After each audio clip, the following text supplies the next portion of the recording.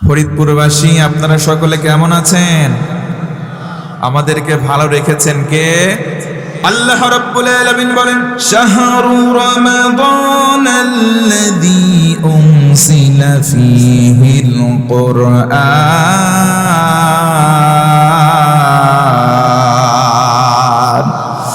আমার আল্লাহ বলেন, ও গোলাম, রমজান মাস এমন একটা মাস, এই মাসে কোরআন নাজিল করলাম।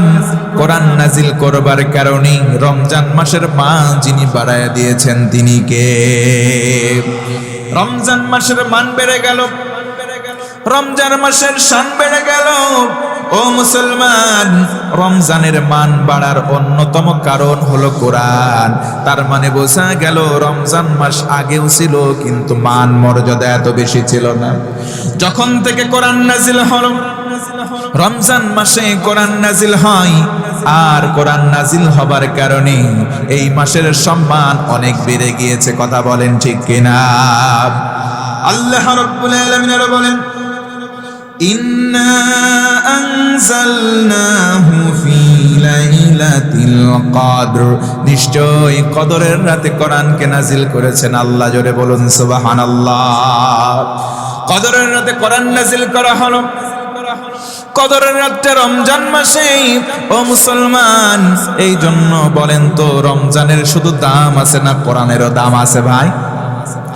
ইন্নাহু লাকুরআনুন কারীমুন ফি কিতাবিম মাকনুন লা ইয়ামাসসুহু ইল্লাল মুতাহহারুন।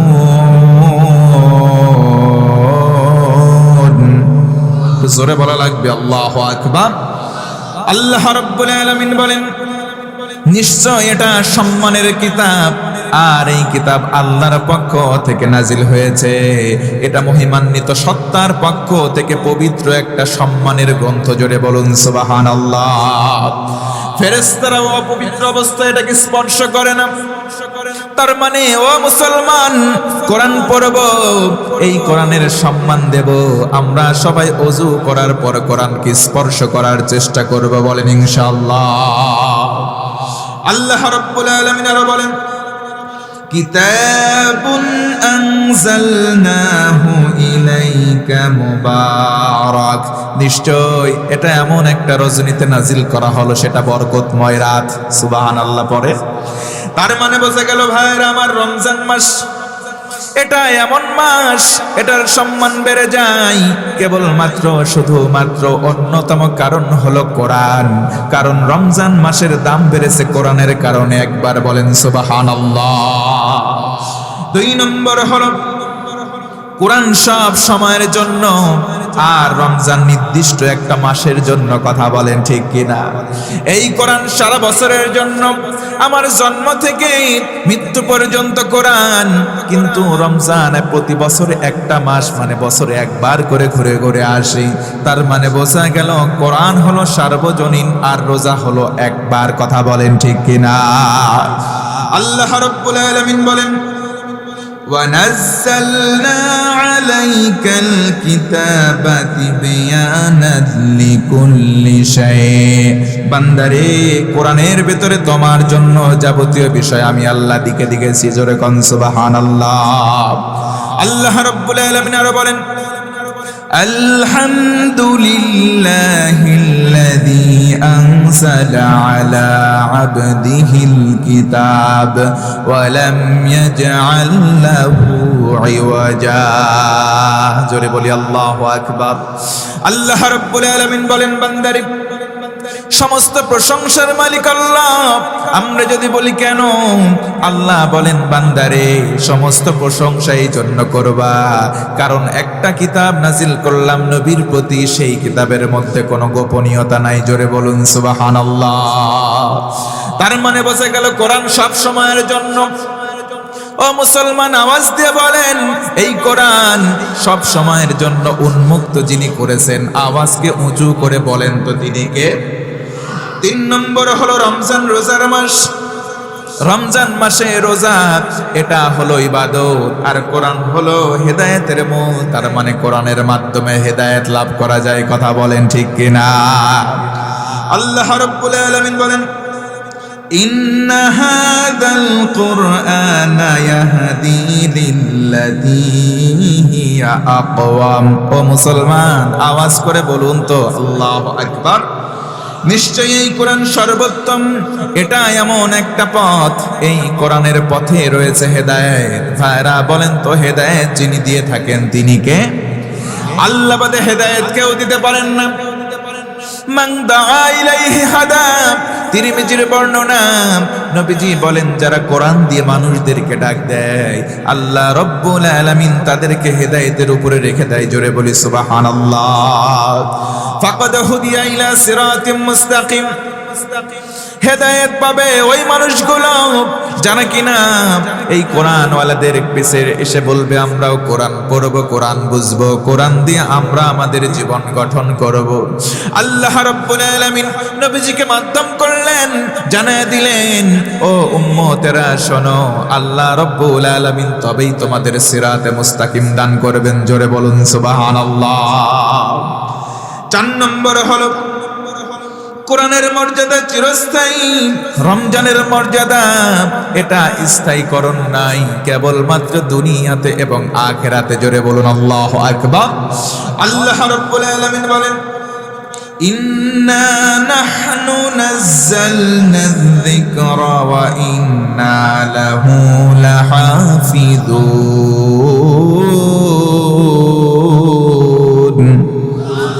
আল্লাহ রাব্বুল আলামিন বলেন, ও গোলাম, আমি কোরআন নাজিল করলাম, আরে রক্ষণাবেক্ষণের দায়িত্ব কোনো মানুষের কাছে দিলাম না, আমি আল্লাহ নিজের কাছেই রেখে দিলাম। বলেন সুবহানাল্লাহ। এই কারণে কোরআনুল কারীম হলো সার্বজনীন, সব সময়ের জন্য কোরআন। ও মুসলমান, 5 নম্বর হলো রমজান মানুষের জীবনটা বদলায়, আর কোরআন মানুষের জীবন থেকে শুরু করে গোটা সমাজটাই বদলায়। কথা বলেন ঠিক কিনা? আল্লাহ রাব্বুল আলামিন বলেন, ওয়া নুনাজ্জিলু মিনাল কুরআনি মা হুয়া শিফাউন ওয়া রাহমাতুল লিল মুমিনিন।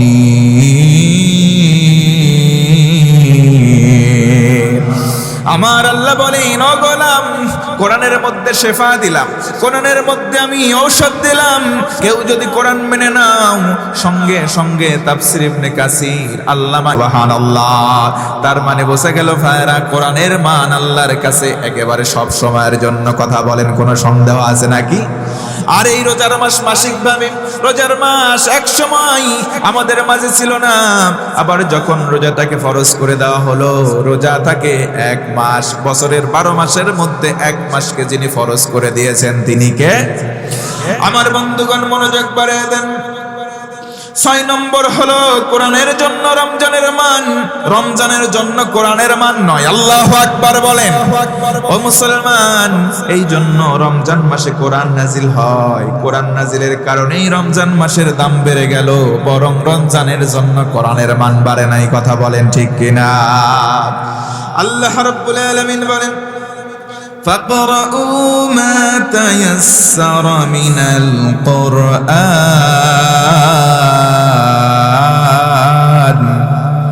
যতটুকুন সহজ মনে হয় অতটুকুন তেলাওয়াত করো, যেখান থেকে তুমি সহজবোধ্য মনে করো সেখান থেকে পড়ো। আল্লাহু আকবার বলেন।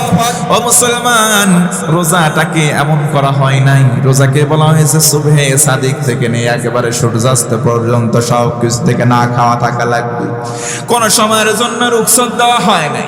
যদিও আমরা ছোটবেলায় আমাদের বাপ্পা আমাদেরকে বলতো, বাবা দুপুরবেলা একটা খাবা, অর্ধেক রোজা হয়ে যাবে, আবার পরের দিন অর্ধেক করবা, এমন করে জোড়া লাগালে 2টা হবে।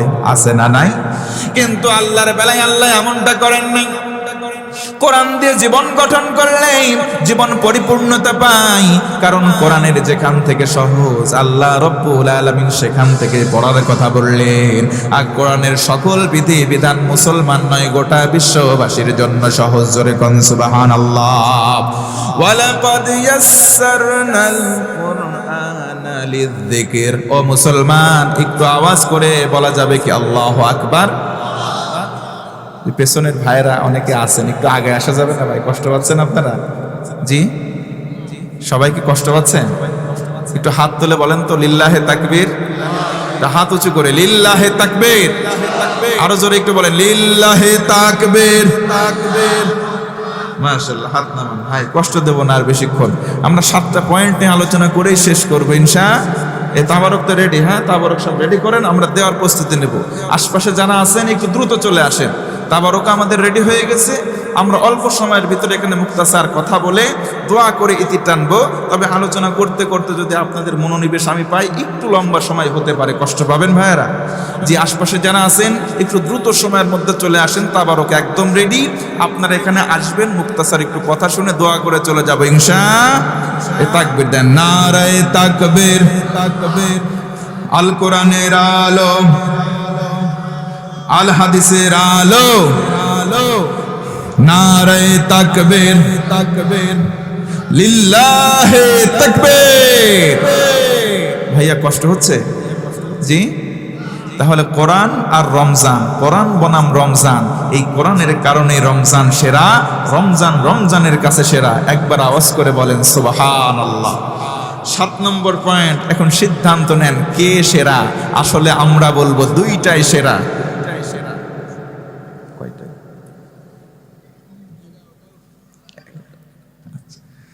জি, বলি আলহামদুলিল্লাহ, বলি আলহামদুলিল্লাহ। আল্লাহ কবুল করো, পড়েন আমিন। আরো জোরে মহাব্বতে কোন আল্লাহুম্মা আমিন। তাহলে এখন সিদ্ধান্ত আমার আপনার, কে সেরা। আসলে আমরা এই কথা বলতে পারি, রমজান রমজানের জায়গায় সেরা, কোরআন কোরআনের জায়গায় সেরা। বলেন সুবহানাল্লাহ।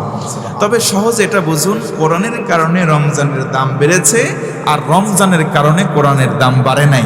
ও ভাইয়া একটু জানতে চাই, ওই কোরআন দিয়ে যদি আমার আপনার জীবন গঠন করি, তাহলে এই জীবনের মান শান মর্যাদা বাড়বে না কমবে? ওই একই কোরআন দিয়ে যদি আমার পরিবারটা ঢেলে সাজায়, আমার পরিবারটা সুন্দর হবে কি হবে না? একটু আওয়াজ দিয়ে বলেন না ভাইয়া। তাহলে কোরআন দিয়ে জীবন সাজালে জীবন সুন্দর হয়, পরিবার সাজালে পরিবার সুন্দর হয়। ওই একই কোরআন দিয়ে যদি আমার চারপাশ গোটা সমাজটা সাজাই, এই সমাজটা সুন্দর হবে কি হবে না? মাশাআল্লাহ। তাহলে একটু দৃঢ়তার সঙ্গে দ্ব্যর্থহীন কণ্ঠে বলুন, ওই একই কোরআন দিয়ে যদি আমার রাষ্ট্র সাজাই, রাষ্ট্রটা সুন্দর হবে কি হবে না? এই কথা শুনে অনেকে বলতে পারেন, হুজুর এতক্ষণ ঠিক ছিল, এবার একটু কেমন কেমন গন্ধ লাগে। আমি বলবো না, এটা কেমন কেমন গন্ধ না, এটা রাজনীতিরও কোনো গন্ধ নয়। ইসলাম আর কোরআনের এটাই হলো মূলনীতি। কথা বলেন ঠিক কিনা? আমার বন্ধু মনোযোগ বাড়িয়ে দেন। যখন কোরআন নাজিল হয় নাই, সেই সময়ের অবস্থা তারিখুল ইসলামের মধ্যে আয়ামে জাহেলিয়া বলে আখ্যা দেওয়া হয়। ওই সময়ের মানুষগুলো মূর্খ ছিল না, তারা ছিল জ্ঞানী, কিন্তু কোরআনের জ্ঞান তাদের অন্তরে না থাকার কারণে তাদেরকে মূর্খ বলে আখ্যা দেওয়া হয়েছে। তারা কেমন জ্ঞানী মুসলমান, গভীর মনোযোগ দেন। বালির মধ্যে কেউ হেঁটে যায়, রাস্তার মধ্যে পায়ের ছাপ পড়ে, ওই যে ধুলা বালির মধ্যে পায়ের ছাপ দেখে তারা বলতে পারতো এটা কার পায়ের ছাপ। তার মানে বোঝা গেল, অনুবীক্ষণ যন্ত্র যখন আবিষ্কার হয় নাই, ওই সময় মানুষের পায়ের ছাপ দেখে নির্ণয় করে ফেলে এটাকে। বোঝা গেল তারা কম জ্ঞানী নয়। তার মানে দুনিয়ার জ্ঞান থাকলেও তাদের মধ্যে কোরআনের জ্ঞান না থাকলে আল্লাহর কাছে বিন্দু পরিমাণ দাম নাই। কথা বলেন ঠিক কিনা? ওই জামানায় মানুষের মধ্যে হিতাহিত জ্ঞান ছিল, সব কিছু তারা বুঝতো, ভালো বুঝতো, মন্দ বুঝতো, কিন্তু বুঝার পরেও তারা স্বীকার করতো না, নিজেরাও মানতো না। তার মানে জানতো এটা ভালো কাজ, ভালো কাজ জানার পরেও তারা ভালো কাজ করতো। আল্লাহর নবীজি আমার কোরআন হাতে নিলেন, কোরআনের দাওয়াত দেওয়া শুরু করলেন। ও মুসলমান, নবীজি কোরআনের দাওয়াত দেন। নবীজির দাওয়াতে কেউ কেউ কালেমা পড়ে মুসলমান হয়, আবার কেউ কেউ দূর দূর করে তাড়িয়ে দেয়, পাগল পাগল আজ্ঞা দেয়। নবীজি আমার নামাজের সিজদার মধ্যে রত থাকেন। কাফের কুফফার আহারি পচা নারী বুড়ি নিয়ে এসে নবীজির মাথা মোবারকের উপরে চাপিয়ে দেয়। নবীজি মন খারাপ করে একাকী বসে রইলেন। আমার আল্লাহ সান্ত্বনা বাণী দিলেন, জোরে বলুন সুবহানাল্লাহ। طه ما أنزلنا عليك القرآن لتشقى রাসূল আপনার মন আপনি খারাপ করবেন না, কারণ কোরআন এই জন্য নাজিল করি নাই আপনার ভাগ্য নষ্ট হবে না, বরং কোরআন দিলাম আপনার ভাগ্য সুপ্রসন্ন করব। ও মুসলমান ভাইরা বলেন তো দেখি, কোরআনের মাধ্যমে যিনি সম্মান বাড়াবেন তিনি কে? তার মানে নবীজি আমার তখন মন খারাপ থেকে আবার উঠে দাঁড়ালেন, আবার কোরআনের দাওয়াত দেওয়া শুরু করলেন। শুধু নবীজি নয়, যত নবী আম্বিয়া আলাইহিস সালাতু ওয়াস সালাম দুনিয়াতে আগমন করেছিলেন, তারা এত পরিমাণ দাওয়াত দেওয়ার পরেও তৎকালীন সময়ের অনেকে ইসলাম কবুল করে। নবী নূহ আলাইহিস সালাতু ওয়াস সালাম আল্লাহকে ডেকে বলেন, আল্লাহ দাউতু লাইলা ওয়া নাহারা, ওগো রব্বুল আলামিন, দিনেও দাওয়াত দিয়েছি, রাত্রিতে ঘুমাই নাই, রাত্রিতেও দাওয়াত দিয়েছি, কিন্তু তারা আমার দাওয়াত কবুল করে নাই। ও আল্লাহ, ফেরারা, তারা একা একা পালায়ে গেছে। ও মুসলমান, তার মানে বোঝা গেল নবী আলাইহিস সালাতু ওয়াস সালামের দাওয়াত সবাই কবুল করে।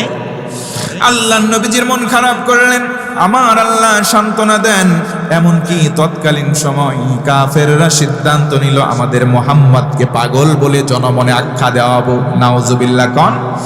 দূর থেকে মানুষগুলো কাবা চত্বরে আসে তাওয়াফের জন্য, কাফেররা দলবল পেলিয়ে দেয়, মরে মরে দাঁড়ায়।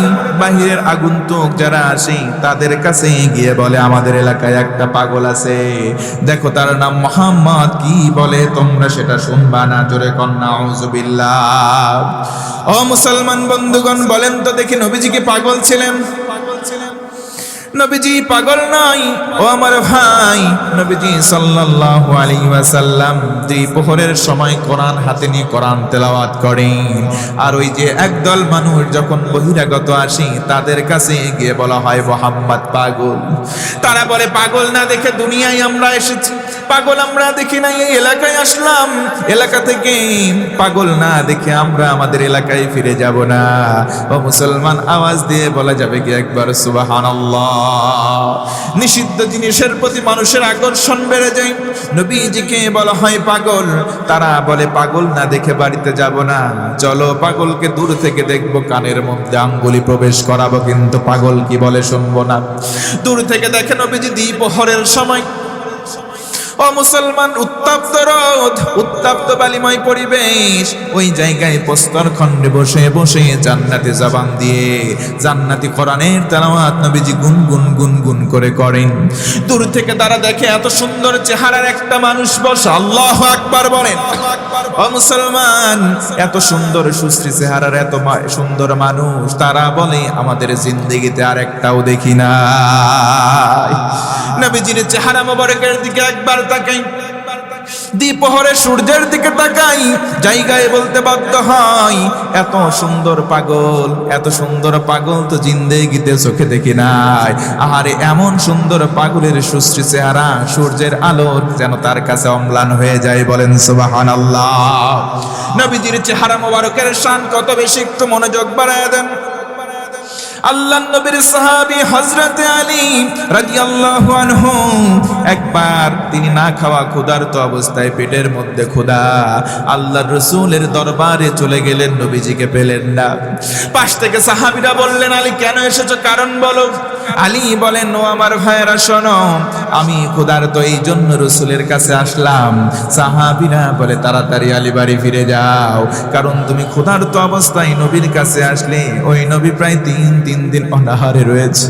আজকে সকালবেলা কষ্ট সহ্য করতে না পেরে ও আলী পেটের মধ্যে তিনি পাথর বেঁধে কোথায় যেন চলে গেলেন, অতএব তোমাকে খাবার দিতে পারবে না, তুমি দ্রুত বাড়িতে চলে যাও। হযরতে আলী ডেকে বলেন, সাহাবীরা শোনো, আমার বন্ধু তোমরা শোনো, আমি আলী আল্লাহর রাসূলের কাছে খাবার চাইতে আসি নাই, আমি আসলাম নবীজির চেহারা মোবারক দেখার জন্য। জোরে কোন সুবহানাল্লাহ। আমি আলীর পেটের মধ্যে যখন ক্ষুধা লেগে যায়, নবীজির বরাবর চলে আসি, নবীজির সামনাসামনি বসি, চেহারা মোবারক একবার দেখলে আমি আলীর পেটের ক্ষুধা নিবারণ হয়ে যায়। শুধু হযরতে আলীর এমন ছিল তা নয়, তারিখুল ইসলাম সাক্ষ্য দেয় আহলে সুফার যতজন সাহাবী নবীজির পাশাপাশি থাকতেন, খোদা লাগলে নবীর চেহারার দিকে তাকিয়ে থাকতেন। নবীজির চেহারা মোবারক দেখার সাথে সাথে তাদের পেটের ক্ষুধা নিবারণ হয়ে যেত। সুবহানাল্লাহ। ওই যে আগন্তুক এসে বলে, ওইরা কেমন পাগল, পাগল যদি হবে চুলে থাকবে জট, পরনে থাকবে সালা কিংবা চট, এমন সুন্দর সুশ্রী পাগল জিন্দেগিতে আর একটাও দেখি নাই। সুবহানাল্লাহ বলা যায় না? জায়গায় দাঁড়িয়ে তারা বলা বলি করলো, চলো যাই পাগলের কাছাকাছি যাওয়া দরকার। আল্লাহু আকবার, আল্লাহু আকবার। এত সুন্দর পাগল জিন্দেগিতে দেখি নাই। পাগল গুনগুন করে কি গান গায়, গানটা শোনা দরকার। চলো তো কাছাকাছি যাই, কান থেকে আঙ্গুলগুলো সরাবো, গানটা গুনগুন করে কি গাই গানগুলো শুনবো, সে কান থেকে প্রস্থান করব। ও ফরিদপুর জেলার ভাইয়েরা জানতে চাই, বলেন তো নবী আমার গুনগুন করে যার গান গায়, গানগুলো গায় একজনের, বলেন তো তিনি কে? কাছাকাছি যখন তারা চলে গেল, বেষ্টন করে রইল, নবীজি আমার কোরআন তেলাওয়াত শুরু করলেন। তেলাওয়াত চালিয়ে যান। তারা কোরআনের তেলাওয়াত শুনি, সম্মোহনী শক্তির তেলাওয়াত কান দিয়ে প্রবেশ করে কানের মধ্যে সীমাবদ্ধ থাকে নাই, অথবা এক কান দিয়ে প্রবেশ করে অন্য কানে বের হয় নাই, কান দিয়ে প্রবেশ করেছে, কলিজায় আঘাত করেছে ভাই, চোখ দিয়ে দর দর দর দর করে পানি পড়ে। কোরআন তেলাওয়াত শেষ হওয়ার সঙ্গে সঙ্গে বলে, মুহাম্মদ ধর্মের বুকে লাথি দিলাম, কালেমা পড়ে মুসলমান হতে চায়। জোরে বলুন না সুবহানাল্লাহ। তার মানে বোঝা গেল এই কোরআন এসেছে এ জাতির ভাগ্যকে সুমহান বানাতে কোনো সন্দেহ, জোরে বলেন সন্দেহ? আল্লাহ নবীর একজন সাহাবী হযরত আবু যর গিফার রাদিয়াল্লাহু তাআলা আনহু, গিফার গোত্রে তিনি বসবাস করতেন তৎকালীন সময় ইয়াসরিব তথা মদিনা। তিনি যখন ব্যবসা বাণিজ্য শুরু করলেন, তিনি শুনতে পেলেন মক্কায় একজন ইসলামের দাওয়াত প্রচার প্রসার শুরু করেছে, নাম তার মুহাম্মদ সাল্লাল্লাহু আলাইহি ওয়াসাল্লাম। ছোট ভাইকে বললেন, ভাই আমি তো শুনছি মুহাম্মদ নামে একজন মক্কায় আগমন করেছে, ইসলাম নামক ধর্মের প্রচার প্রসার শুরু করেছে, তার সম্পর্কে আমি একটু জানতে চাই। তুমি এই যে নাও সামান, তুমি একটু যাও মক্কা থেকে মুহাম্মদ সম্পর্কে কিছু তথ্য এনে আমাকে দাও। সুবহানাল্লাহ পড়েন, সুবহানাল্লাহ পড়েন। ছোট ভাই চলে গেল, খোঁজ খবর নিয়ে এসে বলে, ভাই না কালেমা সবাই পড়তেছেন না ভাই, কালেমার সঙ্গে কারো শত্রুতা আছে? একটু চুপ করেন ভাই, কালেমার দাম আছে না? কালেমার দাম আছে না ভাইয়া? কম বেশি? কত বেশি?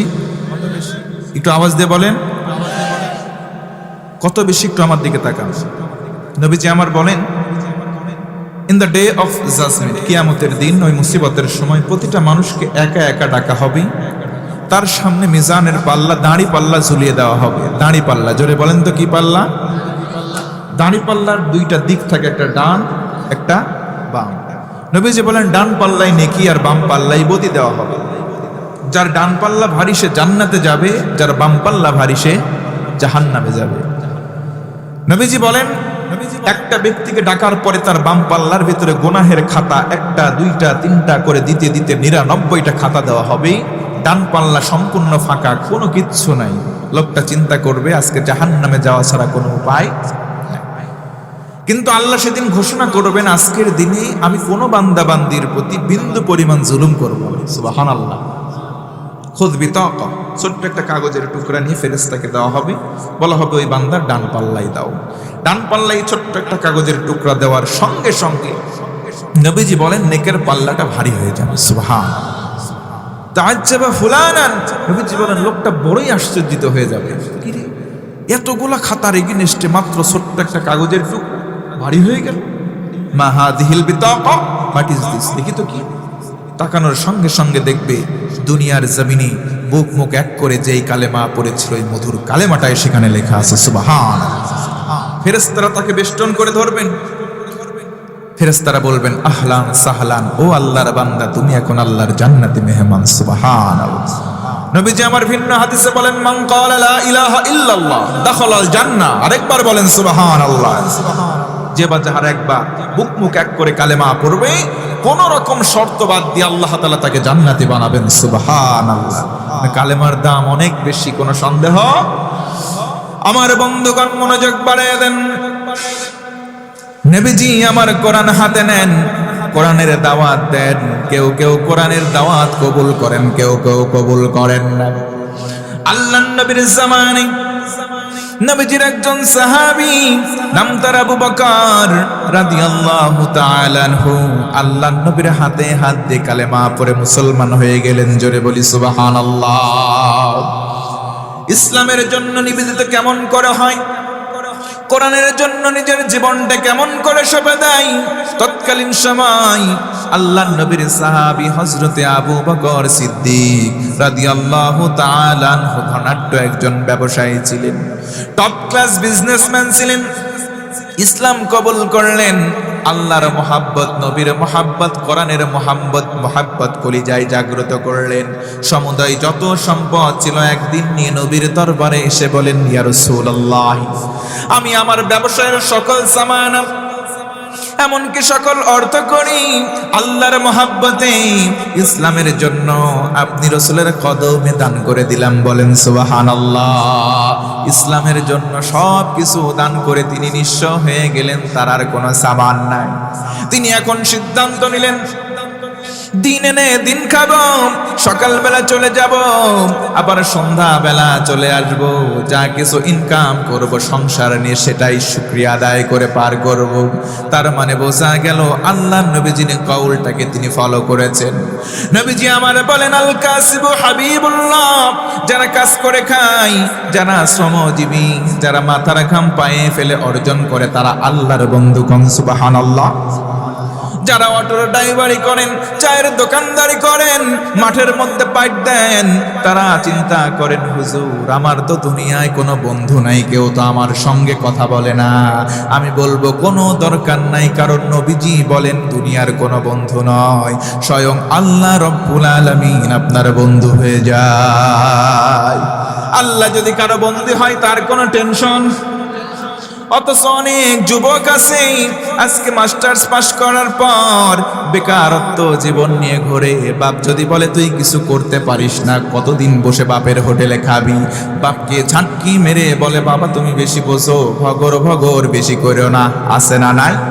আমি বলবো সন্তানও আমার ভাই, তোমার বাপকে কথা তুমি বলো না। বাপ যদি বেশি নাই বুঝতো রে ভাই, তোর মতো এমন আব্দুল্লাহ, তোর মতো সলিম মধ্যে কথা বলিও না। মাকে গালি দিয়ে কথা বলা দু একটা সন্তান আছে না নাই? আমি বলবো ওইগুলো সন্তান হতে পারে না, ওইগুলো এক একটা কুলাঙ্গার, এক একটা শয়তান। কথা বলেন ঠিক কিনা?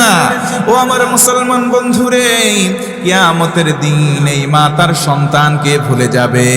ও মুসলমান ভাইরা বলেন তো, মায়ের মান শান মর্যাদা আছে না নাই?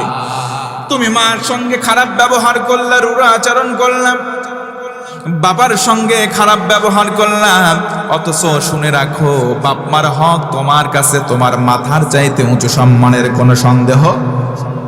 মা তোমাকে 10 মাস 10 দিন গর্ভে ধারণ করেছেন, ওয়াহনান আলা ওয়াহান, কষ্টের পরে কষ্ট স্বীকার করেছেন, এমনকি নিজের জীবন বাজি ধরলেন। ও যুবক ভাই, এই জন্য তুমি বেকারত্ব আছো, বেকার জীবনে থাকো, বাপ মার সঙ্গে কোমল ব্যবহার করো। কথা বলেন ঠিক কিনা? কারণ নবীজি আমার বলেন, হুমা জান্নাতুকা ওয়া নারুকা, মা বাবা তোমার জান্নাত, না হয় মা বাবা তোমার জন্য জাহান্নাম। জান্নাত জাহান্নামের সঙ্গে ভালো আচরণ করার দরকার আছে না নাই? মায়ের কান্দন যাব জীবন, 2-4 মাস বনের কান্দন রে, ওরে ঘরের পরিবারের কান্দন 2-1 দিন পর থাকে না। গর্ভধারিণী মা, জন্ম দুঃখিনী মা, কপাল পোড়া হায় আমার জন্মদাত্রী মা।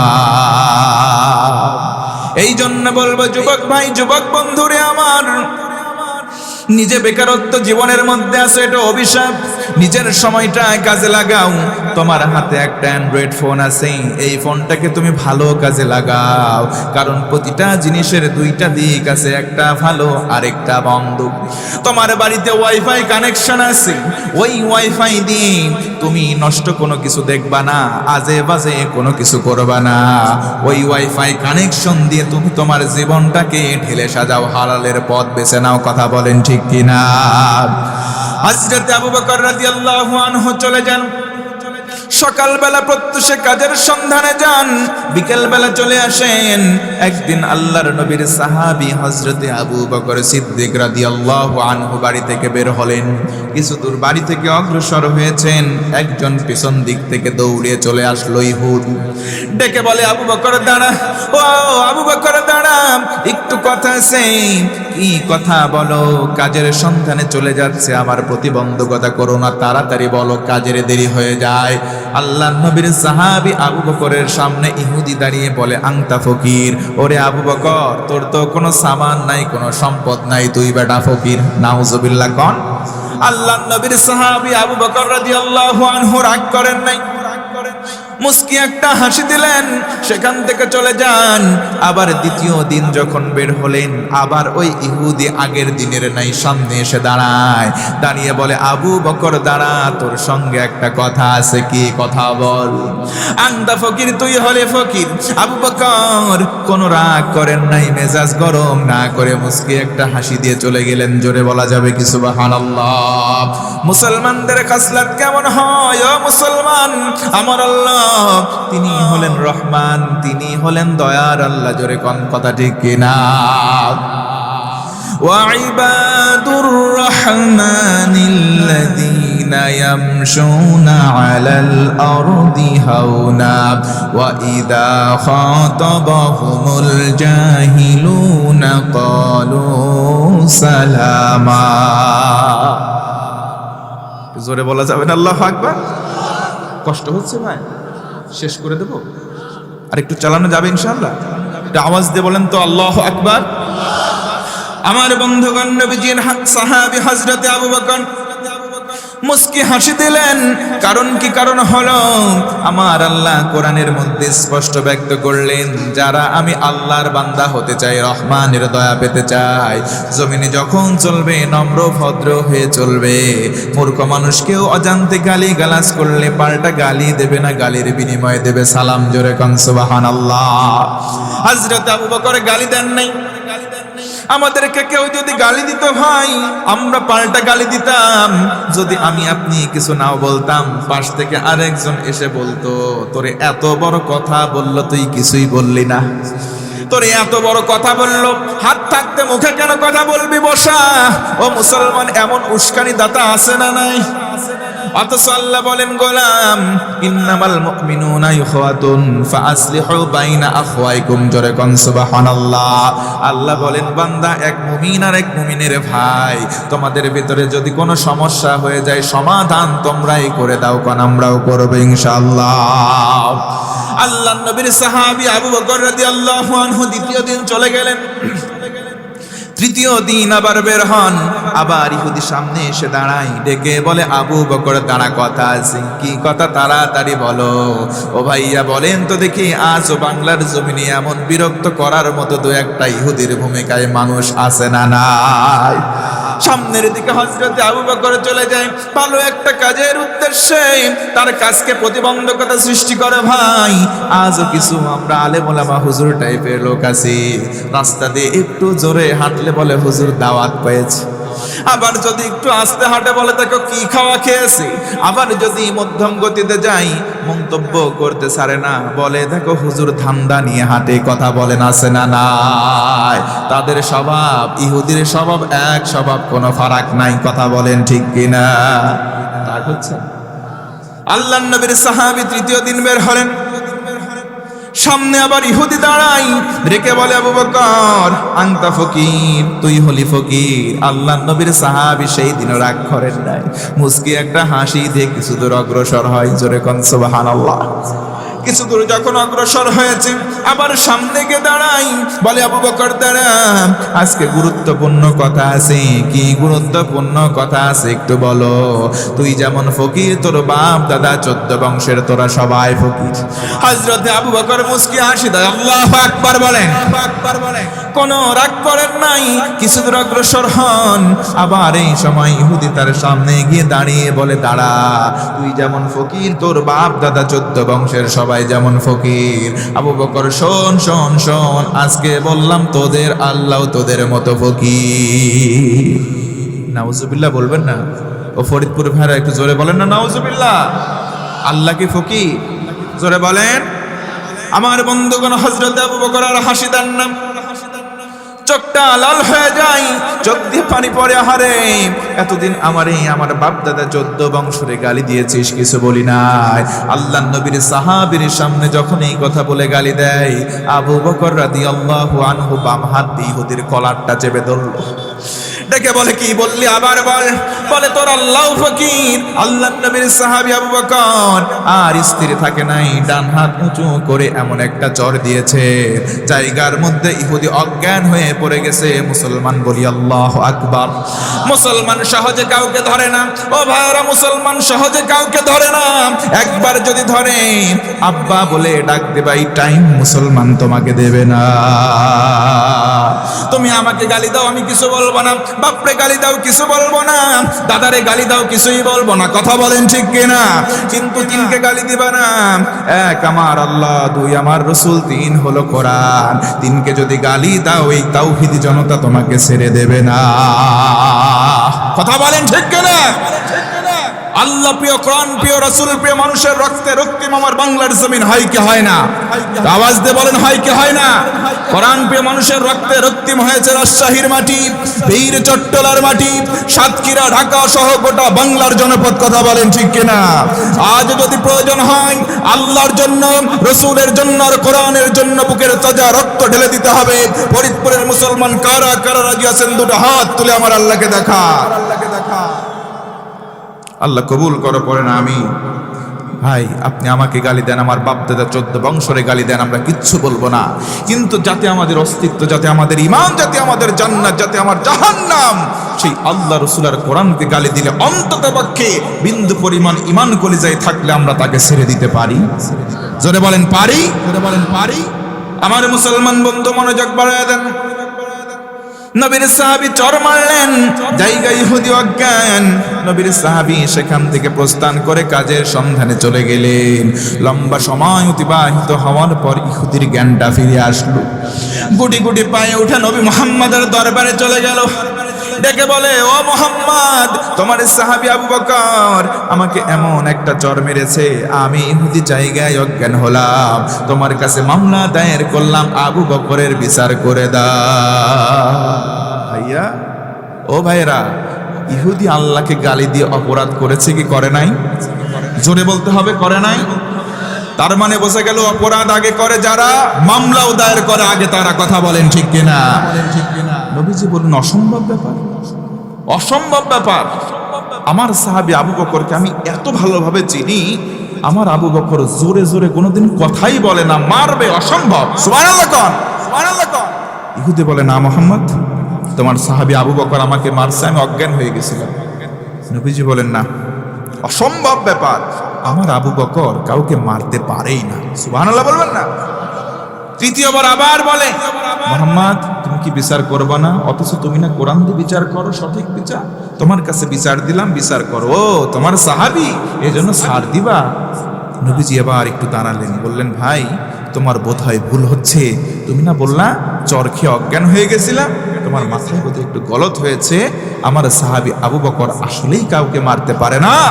যদি আমার কোন সাহাবী তোমাকে মেরেও থাকে, তার নাম আবু বকর নয়, তার নাম হবে হযরত ওমর। ভাইরা, আল্লাহর নবীর সাহাবী ওমর নরম না গরম? সবাই মিলে বলেন, কেমন গরম? আরে যখন রাস্তা দিয়ে হেঁটে যান, 40 দিন কমপক্ষে শয়তান ওই রাস্তায় ভিড়তে পারে না। নবীজি বলেন, আমার পরে কোনো নবী নাই, কোনো রাসূল নাই, যদি কেউ নবী হতো লাকানা ওমর, আল্লাহ তাআলা ওমরকে নবুয়ত দিতেন। সুবহানাল্লাহ কোন সুবহানাল্লাহ। আরে ওমর কেমন একটি মিসাল দেই, নবীজি যেদিন নবীর হাতে হাত দিয়ে যেদিন ওমর রাদিয়াল্লাহু আনহু ইসলাম কবুল করলেন, তিনিও প্রশ্ন করলেন আল্লাহ রসূল আর কোরআন এর ব্যাপারে আমাকে বলেন। নবীজি বললেন তিনটার ভিতরে কোনো সন্দেহ নাই। হযরত ওমর বললেন তাহলে ইসলামের দাওয়াত আজকে থেকে আমি ওমর নিজ দায়িত্বে ওপেনে দিতে চাই, ওপেনে আর গোপনে না। সুবহানাল্লাহ কোন সুবহানাল্লাহ কোন। নবীজি বললেন না, এখনো সময় আসেনি ওমর, একটু ধৈর্য ধারণ কর। নাসর বান্দা ওমর দাঁড়িয়ে পড়লেন। নবীজি আর রিপিট, আমি আবার বলছি আল্লাহ রসূল আর কোরআন ব্যাপারে মন্তব্য বলেন। নবীজি বলেন লা শাক্কা ফিহি। ওমর বলেন এই মুহূর্তে আমি একটা মিছিল দিতে চাই, অনুমতি দেন। সুবহানাল্লাহ কোন সুবহানাল্লাহ কোন। নবীজি আমার চুপ করে বসে আছেন, আল্লাহ তাআলা গ্রিন সিগন্যাল ওমরের পক্ষে আয়াত নাজিল করেছেন। সুবহানাল্লাহ কোন। মিছিলের অনুমতি হয়ে গেল। 10 জন সাহাবী পাশে, 5 জন এই লাইনে দাঁড়াও, 5 জন এই লাইনে। হযরত ওমর সামনে, তিনি বললেন লিল্লাহি তাকবীর। 10 জন বলেছে আল্লাহু আকবার। কাবার চত্বরে গিয়ে একটা প্রদক্ষিণ করেছে। কাফেরদের কানে আওয়াজ গিয়ে বলে কি কার কলিজায় এত বড় সাহস, মক্কা কাবার চত্বরে কাবার ভেতরে এখনো 360-এর অর্ধেক মূর্তি, আর এই জায়গায় আল্লাহর নাম নেই। কে রে, দেখ তো কার কলিজায় সাহস। দরজা খুলেছে, জানলা খুলেছে, দেখে ছোট্ট একটা মিছিল। মাগার মিছিলের সামনে হযরতে ওমর। ও ভাই, সিংহকে দেখে বিড়ালের যে অবস্থা, সেদিন তাদের একই অবস্থা হয়েছিল। আল্লাহু আকবার বলেন। যুগ জামানা পাল্টে দিতে চাই না হাজার জন, এক ওমর আনতে পারে গোটা বিশ্বের জাগরণ। কথা বলেন ঠিক কিনা? এই ওমরের মতো শাসক বাংলার জমিনে বড্ড প্রয়োজন। কথা বলেন না কেন ভাই? আল্লাহ কবুল করো, পড়ে না আমিন। আল্লাহ নবীর সাহাবী বললেন, আল্লাহ নবী বললেন ভাই তোমাকে মারছে ওমর। এবার ইহুদি বলে ও মুহাম্মদ, আমি আবু বকরকেও চিনি, ওমরকেও চিনি। আবু বকর মেরেছে তাই জানে বেঁচে আছি, ওমর মারলে এখন পটল তুলতাম। কি কথা বলে না কেন?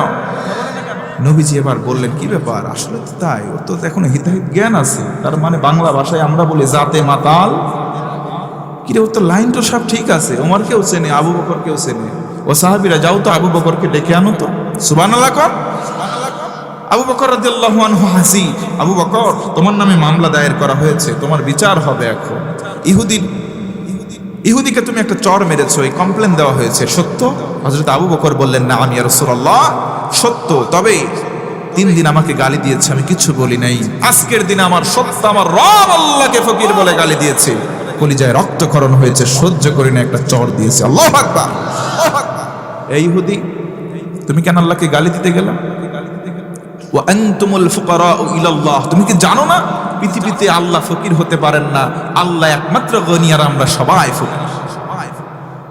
মুফাসসির ফকিরের ব্যাখ্যায়, ফুকারার ব্যাখ্যায় উল্লেখ করেন, কেউ যদি জমিনে বসে আল্লাহকে অপমানের জন্য থুথু মারে, থুথু, ওই থুথু আসমানে যাবে না, থুথু এসে তার মুখে পড়বে।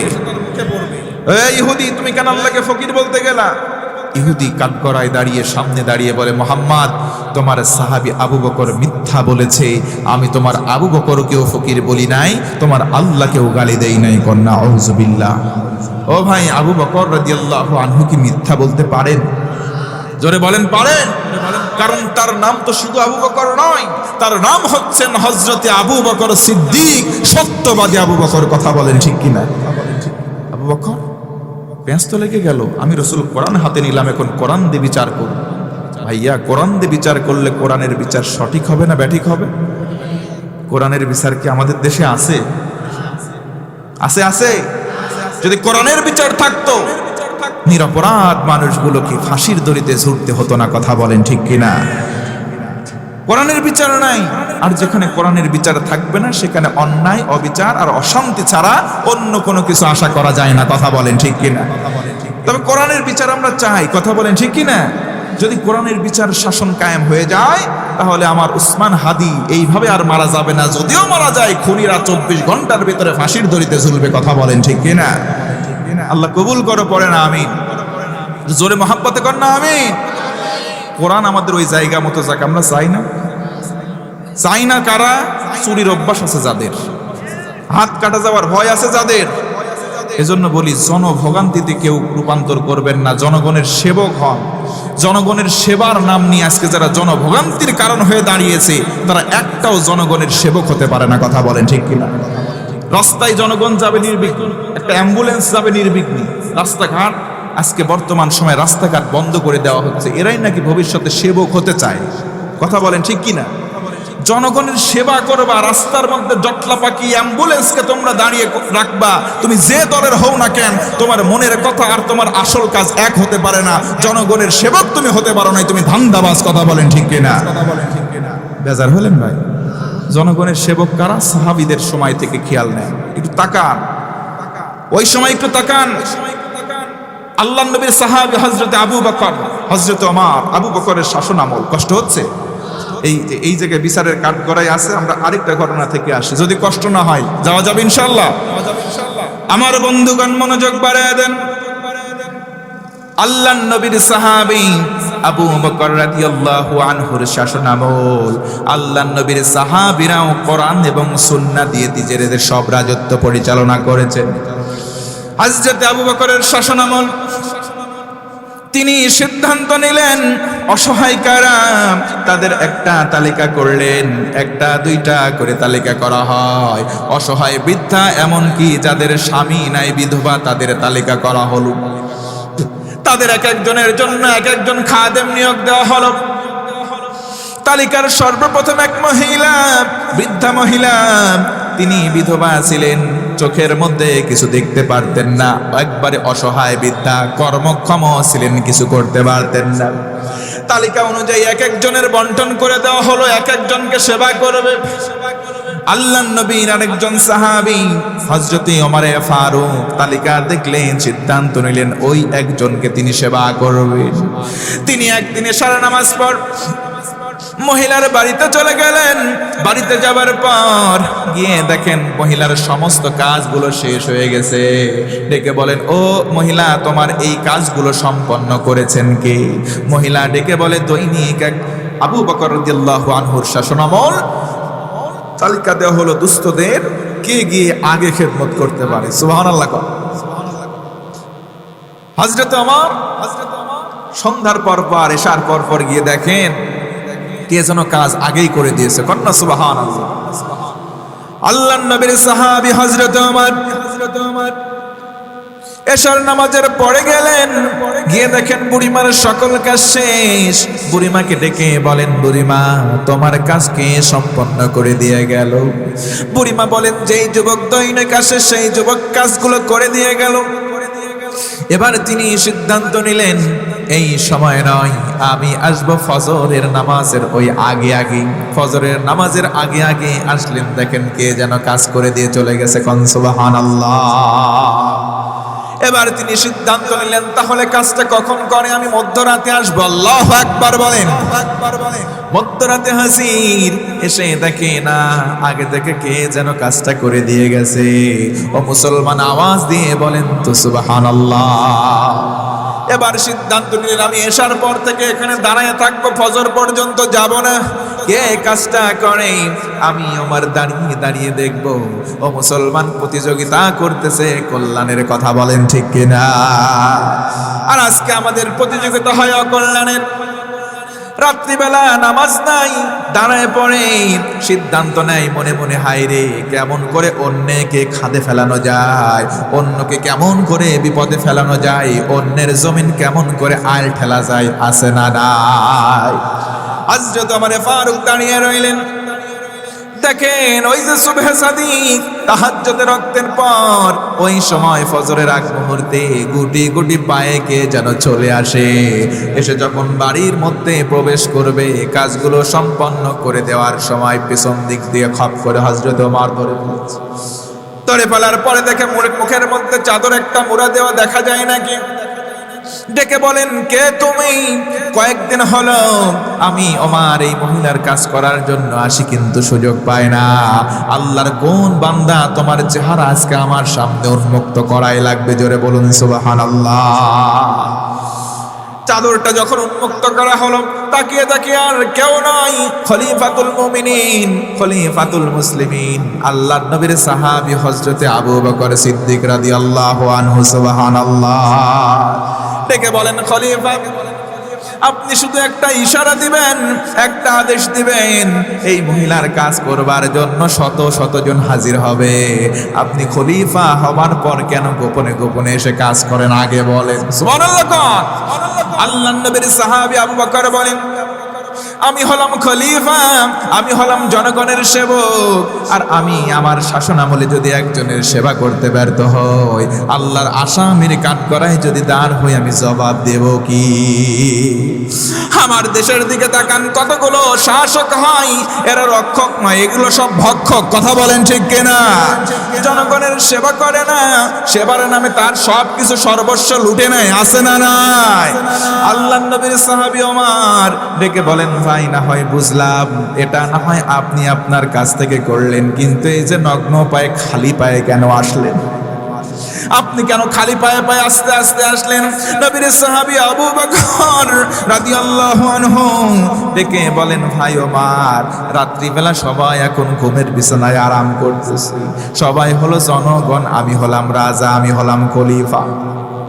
আমার পায়ে যদি এখন জুতা স্যান্ডেল থাকে, আমি যদি রাস্তা দিয়ে হাঁটি, যদি খসখস শব্দ হয়, এই শব্দের কারণে কারো যদি ঘুম ভেঙে যায়, আরামের ঘুম ভেঙে যাওয়ার কারণে আমি আবু বকর হয়তো আল্লাহর কাছে আসামি হয়ে যাব। জোরে কোন আল্লাহু আকবার।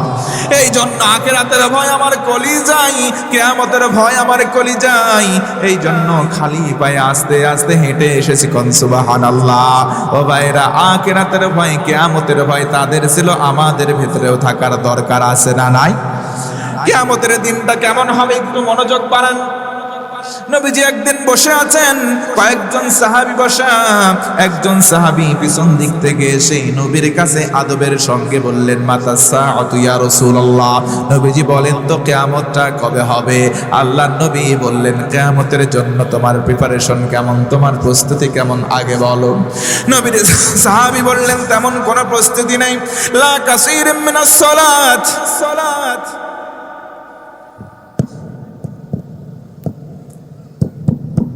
আল্লাহু আকবার বলেন।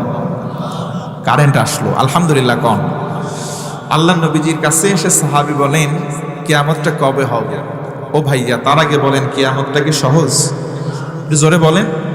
আল ইয়াউমা নাখতিমু আলা আফওয়াহিহিম ওয়া তুকাল্লিমুনা আইদিহিম ওয়া তাশহাদু আরজুলুহুম বিমা কানু ইয়াকসিবুন। আল্লাহ বলেন, মুখে মোহর মেরে দেওয়া হবে, হাতের জবান খুলে যাবে, পা সাক্ষী দেবে। ওই দিনটা মোটেও সহজ। ইয়াউমা ইয়াফিরুল মারউ মিন আখিহি ওয়া উম্মিহি ওয়া আবি ওয়া সাহিবাতিহি ওয়া বানি। বাবা, ভাই বোন, স্বামী স্ত্রী সবাই সবাইকে দেখে পালাবে। দিনটা সহজ হতে পারে? নবীজি বলেন, তোমার প্রস্তুতি কি, আমল কি বল? সাহাবী বললেন, লা কাসীরিম মিনাস সালাত, তেমন কোনো নামাজ নাই, ওয়ালা মিন সাওমিন, তেমন কোনো রোজাও নাই, ওয়ালা মিন সাদাকাতিন, তেমন কোনো দানও করি নাই, ওয়ালাকিন্নী ইয়া রাসূলুল্লাহ, তবে একটা আমল করেছি, ইন্নী উহিব্বুল্লাহা ওয়া রাসূলাহু, আল্লাহ এবং রাসূল আপনাকে আমার কলিজার চাইতে বেশি ভালোবেসেছি। সুবহানাল্লাহ। নবীজি বললেন, আর টেনশন নাই, কোনো ভয় নাই, যার সাথে যার মহাব্বত, তার সাথে তার কিয়ামত, যদি হয় জান্নাত, না হয় জাহান্নাম। কোন সুবহানাল্লাহ। আমার বন্ধুগণ, নবীজির সাহাবী আবু বকর হাজির, ইহুদি এই পাশে হাজির। আল্লাহর নবী বললেন, কোরআন দিয়ে বিচার করব, মনে আছে আপনাদের? আল্লাহর নবীর সাহাবী আবু বকর দাঁড়ানো, ও মুসলমান, এই পাশে ইহুদি দাঁড়ানো।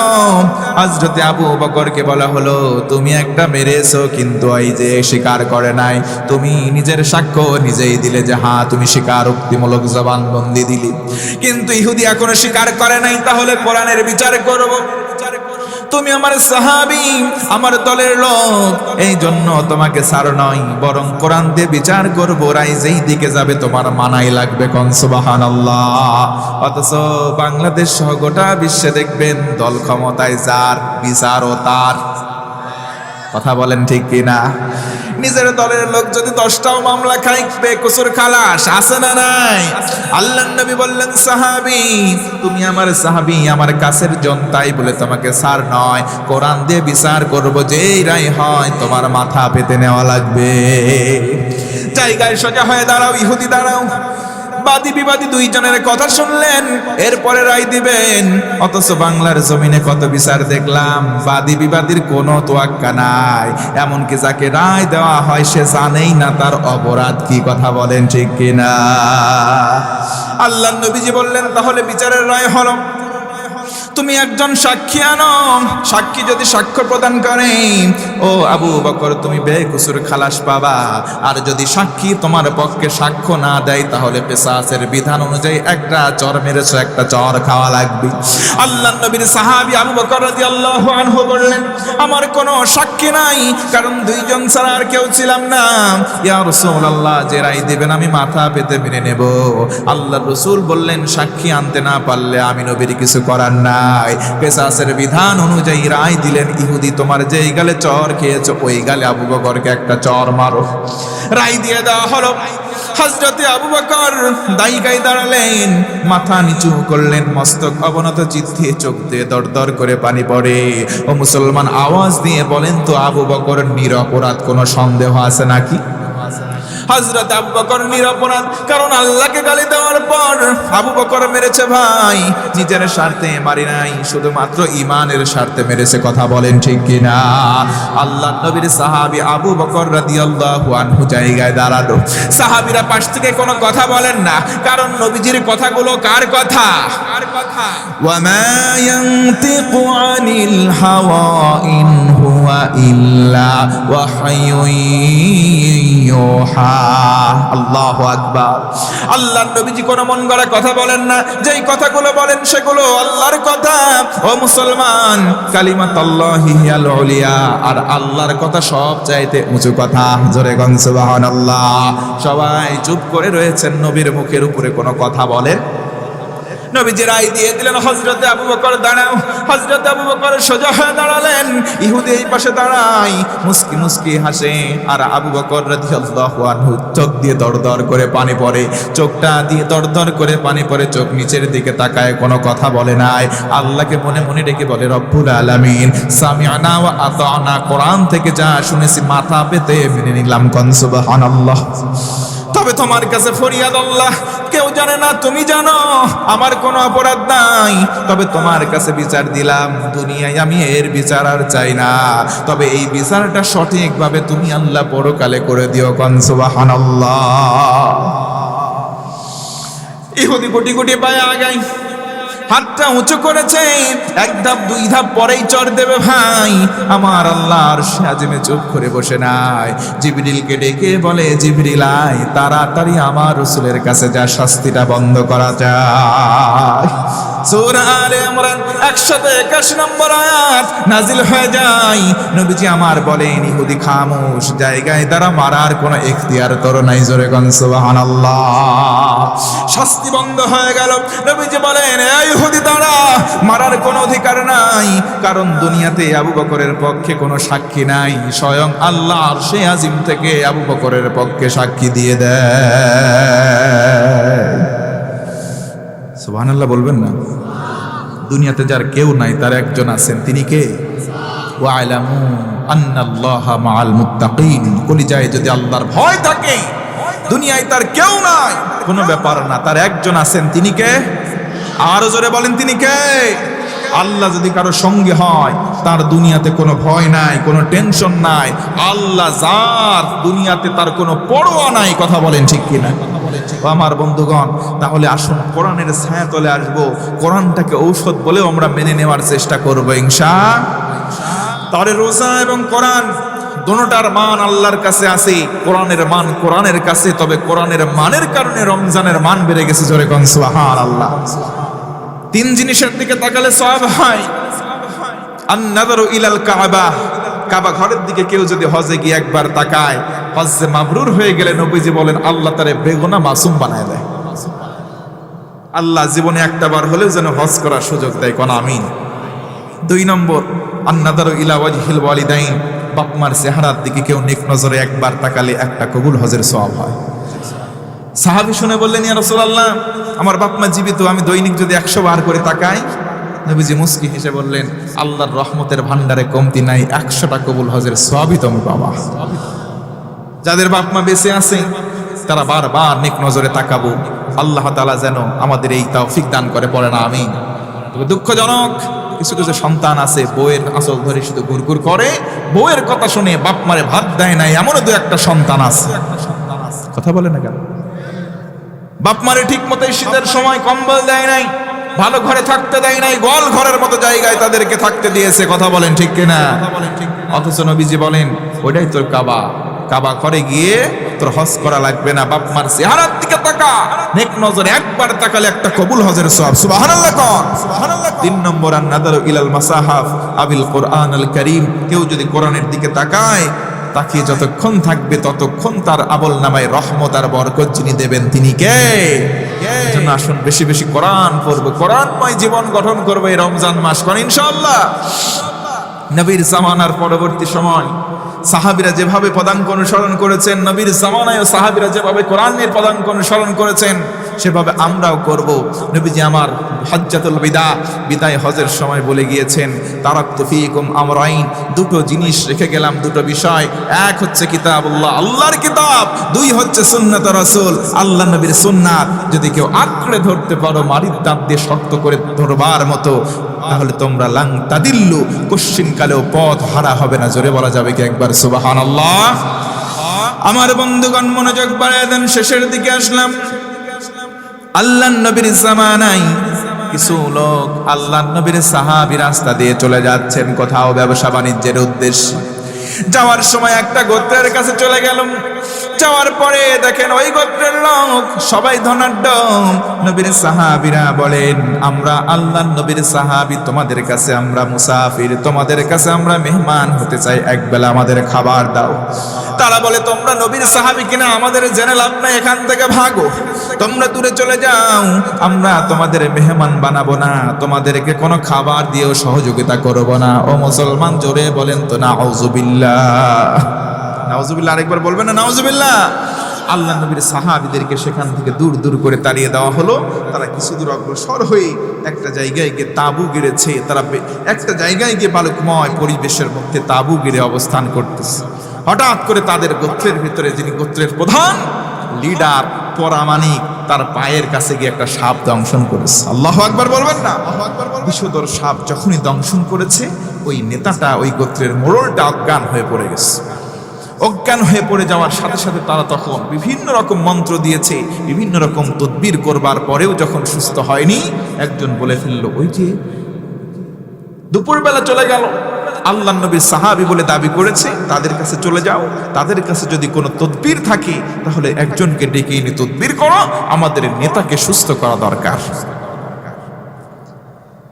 কয়েকজন প্রতিনিধি চলে গেল নবীর সাহাবীদের কাছে কাছে, হাই ও নবীর সাহাবীরা, তোমাদের কাছে আসলাম, আমাদের নেতা প্রায় প্রাণ সজ্জায়, মানে প্রায় মৃত্যু সজ্জায় পড়ে যায়, প্রাণ থাকে না থাকে দোদুল্যমান অবস্থায়, তোমাদের কাছে কোনো তদবির আছে কিনা? সাহাবীরা বলেন, হ্যাঁ আমাদের কাছে তদবির আছে, একটু আসো না ভাই, তদবির করে আমাদের নেতাটারে বাঁচাও। আল্লাহর নবীর সাহাবী বলেন, অসম্ভব ব্যাপার, তদবির করে সুস্থ করতে পারি, কিন্তু এক পাল ছাগল দেওয়া লাগবে। জোরে কোন সুবহানাল্লাহ। 100টা ছাগল দেওয়া লাগবে। সুবহানাল্লাহ কবেন না? 100টা যদি ছাগল দাও তাহলে ফু দেব। ও মুসলমান, তাহলে বলতে পারেন, হুজুর আপনাদের কাছে তো গেলেই পরে ফজরের নামাজ পড়ে হুজুর দাঁড়া থাকে, আমরা পানি লে যায় পড়ালেই এই লেই সেই লেই, হুজুরিরা যদি ভাই আমরা স্ট্রাইক করি, আপনারা কোনো জায়গায় দাঁড়িয়ে পারবেন না। কথা কন ঠিক কিনা? আল্লাহ নবীর সাহাবীরা, আমরা উদার ভাই, ইসলাম উদারতা শিক্ষা দেয়। আর দ্বীন আর নসিহা, দ্বীন হচ্ছে ইসলাম, আর ইসলাম হচ্ছে নসিহা, মানে অন্যের কল্যাণ কামনা করা। জোরে কোন সুবহানাল্লাহ। আপনি অন্যের জন্য দোয়া করবেন বেশি বেশি, কোন না ইনশাআল্লাহ। নবীর সাহাবীরা তখন বললেন, 100টা যদি ছাগল দাও তাহলে যে তদবির করবো। তারা সলা পরামর্শ করে, আমাদের নেতাই বাঁচে না, নেতা না বাঁচলে এত সম্পদ নিয়ে কি করবো? ঠিক আছে চলো, 100টা ছাগল তোমাদেরকে দেওয়া হবে। সুবহানাল্লাহ কোন? তাদেরকে সাথে নিয়ে যাওয়া হলো। নবীর সাহাবী সূরা ফাতিহা বললেন, একবার তার গায়ে ফু দেন, সঙ্গে সঙ্গে মরা যেন অজ্ঞান সেই নেতাটা নড়াচড়া করলো। কোন সুবহানাল্লাহ। সূরা আশ-শিফা, সূরাতুশ শিফা, সূরা আল ফাতিহাকে বলা হয়। তার মানে আমরা হুজুররা ঝাড়ফুঁক করে ফু দেই পানিতে আপনার শিশুর গায়ে, কি পড়ে? বেশিরভাগ সূরা ফাতিহা পড়ে। আপনিও আমলটা করেন না কেন ভাই? আউযু বিল্লাহ পড়েন, বিসমিল্লাহ পড়েন, পরে সূরা ফাতিহা পড়ে আপনার সন্তানকে আপনি দম করেন সকাল সন্ধ্যা। আয়াতুল কুরসি পড়েন, শেষের 3-4টা কুল আছে আপনি পড়ে তার গায়ে দম করেন, পানি পড়ে খান, নিজে খান, অন্যকে দেন। দেখবেন যে জিন ভূত অন্যান্য কিছুর আসর থেকে আপনার সন্তানকে আল্লাহ হেফাজত করবে। সুবহানাল্লাহ, সুবহানাল্লাহ। করতে পারেন না হুজুর? আমরা তো পরিবের পারি, মাগার আমার প্যানের মধ্যে মুত লেগে থাকে। কথা কোন আছে না? নাই। যদি কয় দোস্ত একটু নামাজে যাই ওখানে মসজিদ, না তুই যা, আমি পরে পড়বো না। কে কি হয়েছে? আমার প্যান পাক নাই। কে তুই কি কুকুর রে ভাই? তুমি কি কুকুর? আজকে কুকুর আর কিছু মুসলমানদের ভিতরে স্বভাব এক, কুকুরও দাঁড়ায় মতে, মুসলমানও দাঁড়ায় মতে। কথা বলেন আছে না নাই? ও মুতে পানি নাই না, মুসলমান ঘরের সন্তান মুতে পানি নাই না। কথা কোন আছে না নাই? তার মানে কুকুর আর এর ভিতরে কোনো পার্থক্যই নেই। রাগ করলে, জি ভাই রাগ করলে, আল্লাহ আমাদের হেদায়েত দান করো, সঠিক বুঝ দাও কোন আমিন। আল্লাহ নবী সাহাবী ফুঁক দিলেন একবার, নূরে চড়ছে। আবার সূরা ফাতিহা পরে আরেকটা ফুঁক দিয়েছে, শোয়া থেকে আস্তে করে উঠে নেতা বসে পড়েছে। সুবহানাল্লাহ। আরেকবার সূরা ফাতিহা বললেন, নেতার গায়ে ফু দেওয়া হয়, নেতা এবারে দাঁড়িয়ে হাঁটে। ও মুসলমান, তার মানে বোঝা গেল কোরআনের মধ্যে যিনি শেফা রেখেছেন, আওয়াজ করে বলেন তিনি কে? ওয়ানুনাজ্জিলু মিনাল কুরআনি মা হুয়া শিফাউন ওয়া রাহমাতুল লিল মুমিনিন। আসতে হচ্ছে, জোরে বলেন আল্লাহু আকবার। কোরআনের ভেতরে যায় কিছু দিলাম, আল্লাহ বলেন ও মুসলমান, ও মুসলমান, ও পৃথিবীর মানুষ, তোমরা শুনে নাও, কোরআনের ভেতরে যা দিলাম সবকিছু ঔষধ। তার মানে কোরআনটাকে ঔষধ বলে মেনে নেওয়ার দরকার আমাদের মনে প্রাণে আছে না নাই? সেখান থেকে 100টা ছাগল নিয়ে চলে গেলেন নবীর কাছে। খবর চলে আসে, ও নবীজি, আমরা এই কাজ করে ফেলেছি, সেখান থেকে ছাগল আমরা খেয়ে ফেলেছি। এটা কি জায়েজ হয়েছে নাকি কোরআন বিক্রির অপরাধ হয়ে গেছে? নবীজি আমার মুস্কি হেসে বললেন, খেয়েছো ভালো কথা, সেখান থেকে যদি কিছু পরিমাণ গোশত থাকে আমি রাসূলকে হাদিয়া দাও। কোন সুবহানাল্লাহ। তার মানে হাদিয়া নেওয়াও সুন্নাত, দেওয়াও সুন্নাত। সুবহানাল্লাহ। ও ভাইরা, কষ্ট পাচ্ছেন আপনারা? জি ভাইয়া। মা বোনরা কি শুনতেছে আমার কথা? মা বোনদের জন্য 4টা কথা বলবো ভাই। মা বোনদের জন্য 4টা আমল নবীজি ডেডিকেট করেছেন। কোন মা বোন যদি 4টি আমল ভালোভাবে করতে পারে, তাহলে জান্নাতের 8টি দরজা তার সামনে খোলা হয়ে যাবে। 4টি দরজা, 8টি আমল, 4টি আমল, 8টি দরজা। তার মানে একটা আমলে 2টা করে দরজা খোলা হয়ে যাবে। নবীজি বলেন, যেই দরজা দিয়ে ইচ্ছা সে সেই দরজা দিয়ে জান্নাতে চলে যাবে। সুবহানাল্লাহ। 1 নম্বর আমল হচ্ছে নামাজ। জোরে বলেন তো 1 নম্বর কি? আমার মা বোনেরাই শুধু করবে না, আমরাও করব। কয় ওয়াক্ত? জোরে বলেন। কিন্তু 5 ওয়াক্ত নামাজ আজকে অনেকে পড়ে না। না পড়লেও 5 শ্রেণীর মুসলমান ঠিকই আছে। 1 নম্বর শুকুর আলী মুসল্লি, শুক্রবারে শুধু নামাজে যায়, সারা সপ্তাহ নামাজ নাই। শুকুর আলী মার্কা মুসল্লি তো একটা ফরিদপুরে আছে না নাই? 2 নম্বর রমজান আলী, শুধু রোজার মাসে নামাজে যায়, সারা বছর যায় না, আছে না নাই? তাদের জ্বালায় নিয়মিত মুসল্লি, তারাবির সময় নামাজে যায়, সামনের কাতারে জায়গা পায় না। 3 নম্বর বরাত আলী, সবে বরাতে যায়, সারা বছর খোঁজ নাই। 4 নম্বর কদর আলী, সবে কদরে যায়, সারা বছর খোঁজ নাই। 5 নম্বর ঈদ আলী মুসল্লি, 2 ঈদের নামাজে যায়, সারা বছর নামাজ নাই। এমন মুসল্লি আছে না নাই? আল্লাহ বলেন, ফি জান্নাতিন ইয়াতাসাআলুন আনিল মুজরিমিন মা সালাকাকুম ফি সাকার ক্বালু লাম নাকু মিনাল মুসাল্লিন। জান্নাতি আর জাহান্নামী 2 দল চলে গেল। জান্নাতীরা গিয়ে বলবে, ভাই জাহান্নামে হাবুডুবু খাচ্ছ, সাকার নামক জাহান্নামী, তোমরা কি করছিলা দুনিয়াতে? তারা বলবে, লাম নাকু মিনাল মুসাল্লিন, দুনিয়াতে আমরা নামাজ পড়ি নাই। কি পড়ি নাই? জোরে কর না, কি পড়ি নাই? আমরা নামাজ পড়ি নাই, এই কারণে সাকার নামক জাহান্নামে আসছি। অনেক মুরব্বী আছে, দেখবেন, গিয়ে জিজ্ঞেস করবেন, মুরব্বী মাগরিবের নামাজ কয় রাকাত? মুরব্বী বলবে, আমি বলতে পারি না, সব নামাজই ঠিক মতো পড়ি না। ওই মুরব্বীর খাসলত আবার দেখবেন এমন, যদি বলেন, মুরব্বী শুনলাম কয়েকদিন আগে একটু বিলের মাঠে জমি কিনছেন, বলবে, কিনছি মানে? জমির দাগ নম্বর এত, খতিয়ান নম্বর এত, পর্সা নম্বর এত, আরএস রেকর্ড নম্বর এত, এস রেকর্ড নম্বর এত, সব মুখস্থ বলে, কোন নামাজ কয় রাকাত এটা বলতে পারে না। কথা বলেন না কেন? আমি বলবো মুরব্বে মুরব্বে, আমার সময় হয়ে গেছে, নামাজ ধরার সময় এসে গেছে। কথা বলেন ঠিক কি না? কারণ নবীজি আমার বলেন, আউয়ালু মা ইউহাসাবু বিহিল আবদ ইয়াউমাল কিয়ামাতিস সালাহ, কিয়ামতের দিন সর্বপ্রথম নামাজের হিসাব নেওয়া হবে, জমির হিসাব নয়। আজকে মুরব্বী নামাজ নাই, জমির হিসাব নিয়ে পড়ে আছে। অনেক যুবক যুবতী আছে রাত্রিবেলা শয়ন করে, মাগরিবের নামাজ নাই, এশার নামাজও নাই, শুয়ে থাকে, সকাল 10টা বেজে যায় তাও তার ঘুম ভাঙে না। আমি বলবো যুবক, ও যুবতী বোন, যদি তোমার ঘুম ভাঙে তবে সকাল, যদি ঘুম না ভাঙে তোমার জন্য সেটা হবে পরকাল। কথা বলেন ঠিক কিনা? কেমন করে ঘুমাও তুমি, কেমন করে ঘুমাও তুমি, ফজর করে কাজা, এমন তো হতে পারি জোহরে জানাজা তোমার, এমন তো হতে পারি জোহরে জানাজা। নামাজ ছেড়ে দেওয়ার কোনো সুযোগ? নামাজ পড়বো কয় ওয়াক্ত? নামাজ পড়লে জান্নাতে, না হলে এবার একটু আওয়াজ করে বলেন, জান্নাতি আর জাহান্নামী দুই দল কি সমান হতে পারে? আল্লাহ বলেন পারে না। লা ইয়াস্তাওয়ি আসহাবুন নারি ওয়া আসহাবুল জান্নাহ, আসহাবুল জান্নাতি হুমুল ফাইজুন। আল্লাহ বলেন জান্নাতি জাহান্নামী দুনো দল সমান নয়। জান্নাতি হবে যারা, চূড়ান্ত সফল হবে তারা। জোরে বলুন আওয়াজ করে সুবহানাল্লাহ। তার মানে বোঝা গেল ভাই, আমরা নামাজ পড়বো। নামাজ পড়বো কয় ওয়াক্ত? 2 নম্বর মা বোনদের আমল রোজা, 3 নম্বর পর্দা। যদিও পর্দা